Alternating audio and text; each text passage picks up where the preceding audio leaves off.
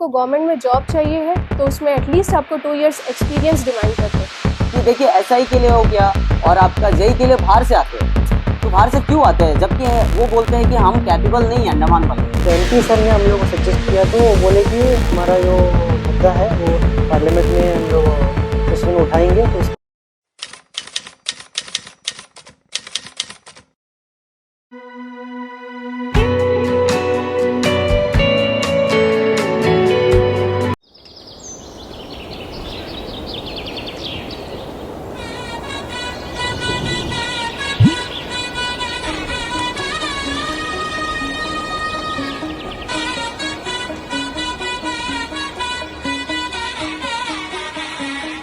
जी हाँ, गोइंकास में RD cell start हो चुका है।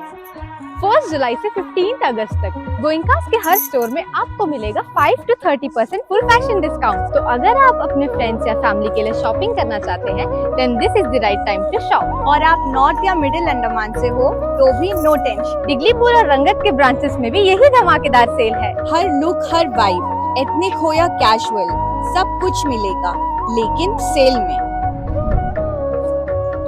तो अंडमान के सभी फैशन लवर्स, टाइम है वार्डरोब अपग्रेड करने का। अबड़िन बाजार, बातू बस्ती, बम्बू फ्लैट, रंगत, डिगलीपुर, गोइंकास हर जगह है। Visit your nearest Goenkas before August 15, वरना सेल मिस हो जाएगा। गोइंकास आरडी सेल, स्टाइल की असली डील।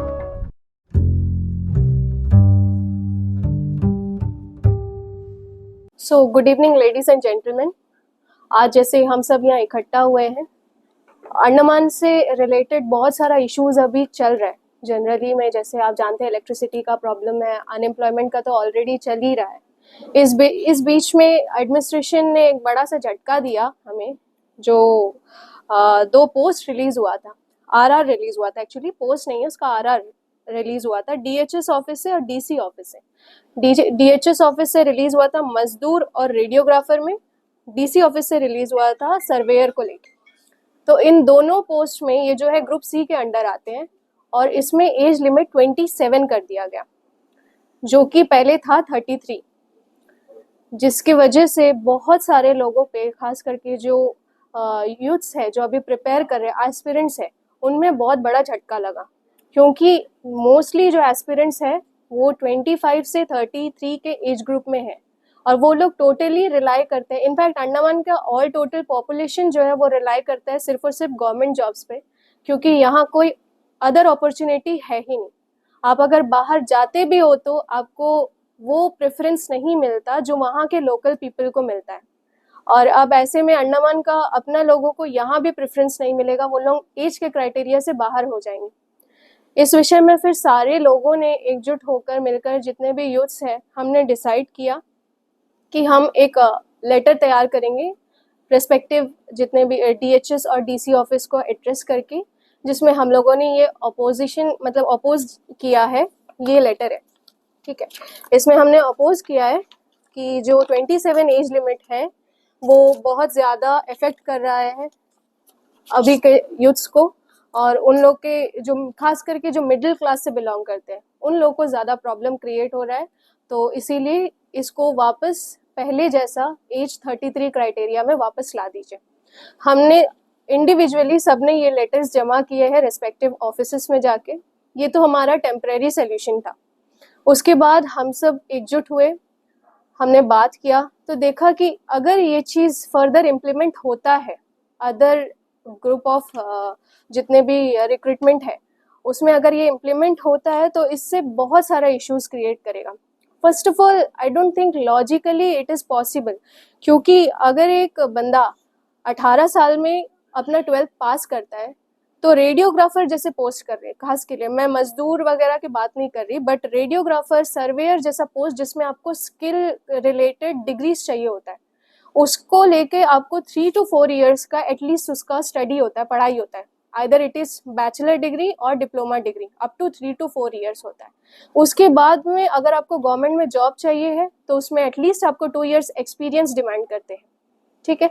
तो आप जब ये सब कुछ करने के बाद आपका एज एट लास्ट 24 आ जाता है, अप्रॉक्स 18 से 24 के बीच में आपका ये सब कुछ कंप्लीट होता है। और उसके बाद में आपके पास बचता कितना साल है? अभी का जो एज क्राइटेरिया 27 अगर आप डाल दें तो उसमें आपके पास 3 साल बचते हैं। उसमें भी अंडमान में हर साल रिक्रूटमेंट नहीं हो रहा है, तो आपके पास सिर्फ 3 इयर्स है। वो 3 इयर्स में अगर आपके लाइफ में वो रिक्रूटमेंट एग्जाम आपको मिल गया तो आप वो एग्जाम दे रहे हो, अगर पास हो गए देन आप जॉब के लिए एप्लीकेबल हो। अदरवाइज आपका वो 3 साल निकल गया, रिक्रूटमेंट नहीं हुआ या आप पास नहीं हुए पहला अटेम्प्ट में, दूसरा अटेम्प्ट का आपके पास कोई चांस रहता है नहीं, और उसके बाद आपका कोई ऑप्शन, कोई अपॉर्चुनिटी नहीं है। आप आइदर प्राइवेट में प्रैक्टिस करो अगर आप एक प्रोफेशनल हो तो, अदरवाइज कोई बिजनेस, कोई भी छोटा मोटा काम जिसमें जो है आपका लाइफ टाइम स्टेबलाइजेशन नहीं है। अगर आप एक प्रोफेशनल, अभी हर रेडियोग्राफर के हिसाब से बात किया जाए तो हर रेडियोग्राफर एक एक्सरे क्लिनिक खोल के नहीं बैठ सकता है। उसको सेटअप का ज़रूरत है, उसको मतलब पैसे की भी ज़रूरत है, जगह का भी ज़रूरत है, बहुत कुछ का ज़रूरत है जो कि एक मिडिल क्लास के पास अवेलेबल नहीं है। इतना उसके पास अपॉर्चुनिटी भी नहीं है, इतना उसके पास इन्वेस्टमेंट भी नहीं है, तो वो गवर्नमेंट जॉब के लिए ही ट्राई करेगा और उसमें भी उसको क्राइटेरिया वाइज हटा दिया जाता है, जिसकी वजह से ना अभी नहीं लेकिन फ्यूचर में अगर ये धीरे धीरे करके हर पोस्ट में अप्लाई हो गया तो मिडिल क्लास, खास करके मैं मेंशन कर रही हूँ मिडिल क्लास, क्योंकि वही लोग जो है ज़्यादा से ज़्यादा अंडमान निकोबार के पॉपुलेशन में आते हैं, मिडिल क्लास, और उसी में सबसे ज़्यादा लोग हैं जो लोकल पीपल है अंडमान के। जिन लोगों का बाहर रिश्तेदारी है, जान पहचान है, जो भी है, जो बाहर ऑलरेडी सेटल्ड है, वो अपना कुछ ना कुछ जुगाड़ कर ही लेते हैं, अपना सेटल कर ही लेते हैं, उनका प्रोफेशन सेट हो जाता है। लेकिन जो लोग यहाँ के हैं उन लोगों का कोई मतलब स्टेबिलिटी नहीं है फाइनेंशियली। लाइफ लॉन्ग आप प्राइवेट में जॉब नहीं कर सकते, कितने बार आप यहाँ से वहाँ से यहाँ जॉब शिफ्ट करोगे, लाइफ लॉन्ग आपको कहीं पे भी स्टेबिलिटी नहीं मिल रहा। ऐसे में बहुत सारा इश्यूज क्रिएट होता है एक पर्सन के हिसाब से अगर देखा जाए तो। फर्स्ट ऑफ ऑल आता है हेल्थ इश्यूज, डिप्रेशन, एंजाइटी। आप अपना एक डेवलपिंग एज में हो जहाँ आप अपना अचीवमेंट गोल्स जो है वो पूरा नहीं कर पा रहे, आपके ऊपर फैमिली प्रेशर है, कैरियर का प्रेशर है, मैरिटल इश्यूज होंगे। उसके अलावा अगर आपको कोई काम नहीं मिलेगा तो ऐसे भी बच्चे हैं जो नेगेटिव की तरफ जा सकते हैं, ड्रग्स हुआ, चोरी चकारी हुआ, मारना पीटना। जब तो इंसान यही करेगा ना कि जहाँ मतलब हम लोग को पैसा मिल रहा है वो काम करे, क्योंकि घर चलाना है उनको, उसके ऊपर प्रेशर है। तो अंडमान का पॉपुलेशन हो सकता है कि फ्यूचर में जाके कहीं नेगेटिवली इम्पैक्ट हो, इससे बहुत सारा इश्यूज क्रिएट हो सकता है। प्लस अंडमान का इकोनॉमी जो है वो बहुत ज़्यादा चेंज हो जाएगा, क्योंकि मोस्ट ऑफ द कंज्यूमर्स जो है वो मिडिल क्लास है। अब मिडिल क्लास के पास पैसा है ही नहीं तो वो खर्च कहाँ करेगा, एक्सपेंसेस ज़्यादा है, इनकम कम है, खर्च नहीं करेगा तो वो इकोनॉमी सर्कुलेशन होना बहुत मुश्किल है, जिसके वजह से बिजनेस स्टैंडर्ड्स भी मार खाएगा। तो ये सारा चीज़ को हम लोगों ने आपस में डिस्कस किया। उसके बाद में हम लोग जैसे डिस्कस करते रहे तो हमारे साथ और लोग जुड़े, हमने अवेयरनेस कैंप किया, हमारे साथ SKSSF ग्रुप, उन्होंने हमारा बहुत साथ दिया। नॉर्थ एंड मिडिल अंडमान का जितने भी लोग हैं, जितने भी यूथ्स हैं, उन्होंने हमारा बहुत साथ दिया। वहाँ के पंचायत से हमें बहुत पॉजिटिव रिस्पॉन्स मिला, वो हमारे पीछे थे, हमारे साथ थे हर वक्त, हमेशा। भले ही फिजिकली वो लोग प्रेजेंट नहीं रहते थे, लेकिन उन्होंने जहाँ जहाँ उनका रोल्स प्ले करना था वहाँ उन्होंने किया। ऐसे ही हम सब एकजुट होकर अवेयरनेस कैंप किया, सब लोगों को बताया, जितना हो सका हमने इसको फैलाया, इस प्रॉब्लम को जहाँ जहाँ तक पहुँचा सके हम लोग वहाँ पहुँचाए। उसके बाद हम लोग इस प्रॉब्लम को लेके MP सर के पास गए, जो हमारे अंडमान निकोबार के रिप्रेजेंटेटिव हैं। तो हमने डायरेक्ट उनको अप्रोच किया, क्योंकि अंडमान के लिए फ़िलहाल वही है जो सब कुछ कर सकते हैं, उसके अलावा हमारे पास और कोई नहीं है। तो हमने उनको अप्रोच किया, उन्होंने फर्दर हमें गाइड किया कि क्या करना चाहिए और क्या नहीं करना चाहिए, जिस बेसिस में आज हम यहाँ तक पहुँचे हैं। ठीक है। देखिए और एक बात भी है जो मतलब ना कि बहुत जन को आइलैंड्स के पता नहीं है ये चीज। जैसे कि हम देखते हैं कि आज पोस्ट निकलता है 2000 या 3000 मैक्सिमम, वो इंक्रीज किया जा सकता है। जैसे मैं बता रहा हूँ कि कुछ साल पहले जो ग्रुप B का है ना, यहाँ पे एक बैरियर लगा पड़ा है, जो वो बैरियर को हमें थोड़ा सा समझना पड़ेगा ऑन ग्राउंड में, थोड़ा सा अपने दिमाग को ओपन करते हुए कि जैसे फॉर एग्जांपल मैं 12th करता हूँ, अगर मैं क्या कोई भी अगर 12th कर रहा है, वो जाकर पॉलिटेक्निक पढ़ता है या ग्रेजुएट करता है कि वो कैपेबल है जय बनने के लिए, ओके, उनके पास है डिग्री। लेकिन हर एक यूथ क्या चाहता है कि ऑफ कोर्स हमें पहले कोई नौकरी पकड़ना होगा, वो MTS में चले जाता है या तो वो कोई नीचे प्यून पे चले जाता है, ठीक है। लेकिन वो कैपेबल है, उसके पास डिग्री है, वो डिग्री उनके पास है, वो होल्ड किया हुआ है उन्होंने, लेकिन वो ग्रुप बी को कैच नहीं कर सकता है। सम ऑफ द रीजंस, वो बीच में जो बैरियर आता है ना, वो क्यों है, हम क्या जानते हैं। देखिए एसआई का जितना पोस्ट निकलता है कि आज से 2 साल पहले की बात है, शायद बहुत जन कहते हैं कि एसआई के लिए कैपेबल नहीं है यहाँ। हम क्यों नहीं है, ऑफ कोर्स है, हम भी कैपेबल है, हमें पहला बार चांस दिया जाए, हमारे पास चांस भी है। अब नीचे जो प्यून वाले हैं और नीचे एमटीएस वाले हैं और नीचे जो मजदूर और लेबर्स है, जो गवर्नमेंट सर्वेंट्स है, ओके, उनके पास है, डिग्रियां हैं, लेकिन वो वहीं पे लॉक हो चुके हैं ना, वो ऊपर नहीं जा सकते। अगर वो ऊपर वाले पोस्ट को अगर वो अचीव कर ले कि बाहर से जितने जई आते हैं, जई का पोस्ट कई वैकेंसीज ऐसी खाली है क्योंकि अंडमान के जो यूथ है वो उसमें कैपेबल नहीं है। मैं ऐसा नहीं मानता हूँ, ठीक है, वो कैपेबल है। अगर वो बैरियर को हटाया जाएगा तो वो ऊपर चढ़ सकते हैं। अगर एक 10 मजदूर और 10 प्यून जो एसआई बनना चाहते हैं, अगर वो बैरियर खोल दिया जाए, वो ऊपर चढ़ जाएंगे। तो 10 पोस्ट नीचे का खाली होगा, तो वो प्यून के लिए तो कोई क्वालिफिकेशन नहीं, 10th और 12th पूछते हैं, तो हम उसमें जा सकेंगे ना।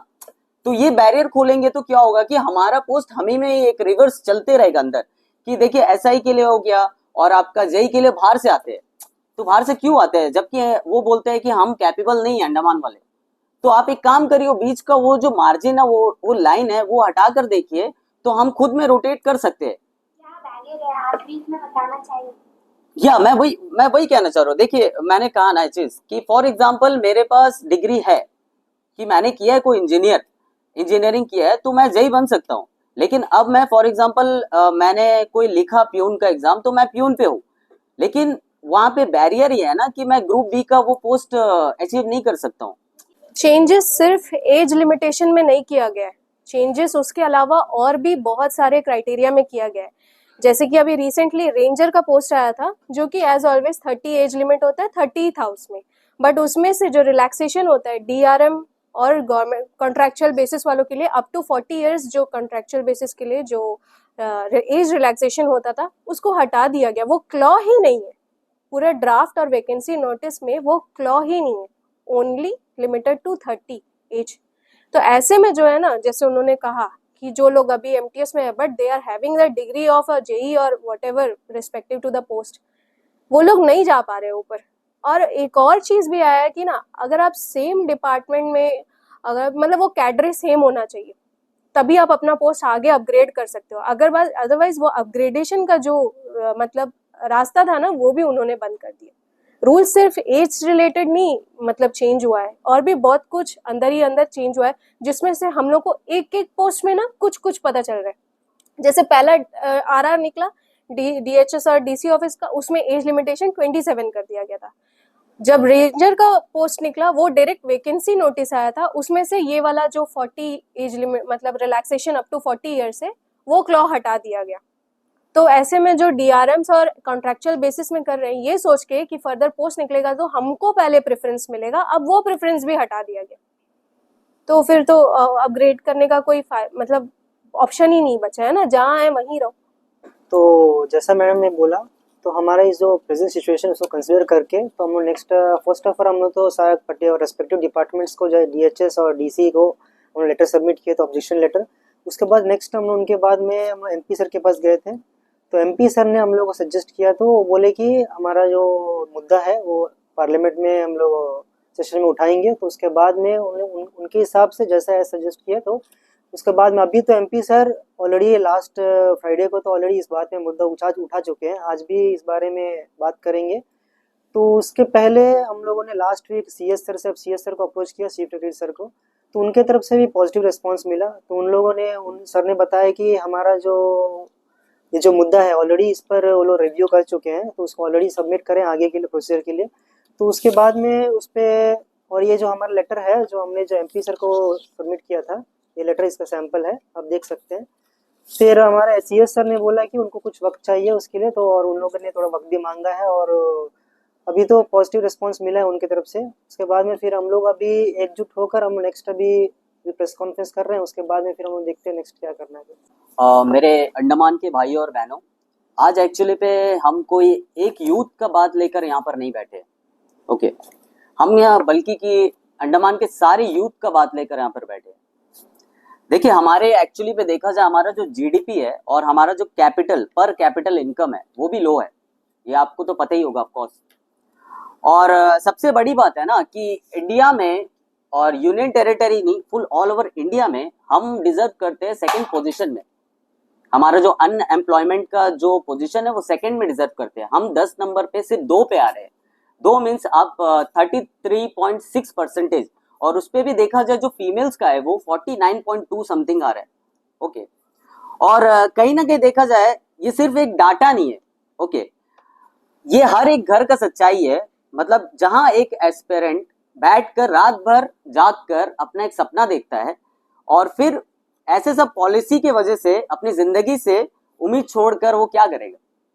ओके, और जब बाकी स्टेट अपने यूथ के लिए आरआर अमेंड करते हैं, जब वो अपने लोगों का फ्यूचर सिक्योर करते हैं, तो क्या हम यूथ इंक्लूसिव पॉलिसी का हक नहीं मांगते हैं क्या? ऑफ कोर्स चाहिए हमें भी। जैसे कि फॉर एग्जांपल देख लीजिए, आंध्र प्रदेश का एग्जांपल है।